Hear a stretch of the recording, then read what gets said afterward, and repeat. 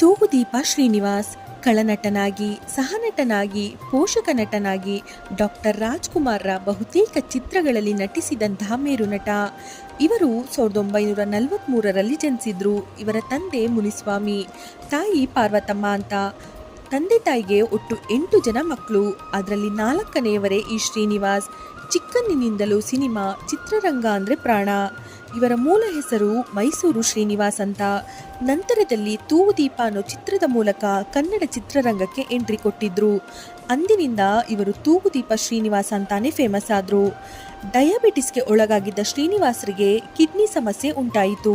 ನಂತರ ಪತ್ನಿ ಮೀನಾ ಅವರೇ ತಮ್ಮದೇ ಒಂದು ಕಿಡ್ನಿಯನ್ನು ಇವರಿಗೆ ನೀಡಿದ್ರು. ಆದರೂ 1995 ಅಕ್ಟೋಬರ್ 16ರಂದು ತಮ್ಮ 52ನೇ ವಯಸ್ಸಿನಲ್ಲಿ ಹೃದಯಾಘಾತಕ್ಕೆ ಒಳಗಾಗಿ ಪ್ರಾಣ ಬಿಟ್ಟರು. ಸಾವಿಗೂ ಮುನ್ನ ತುಂಬ ನೋವು, ತುಂಬ ಹಿಂಸೆಯನ್ನು ಅನುಭವಿಸಿದ್ರು.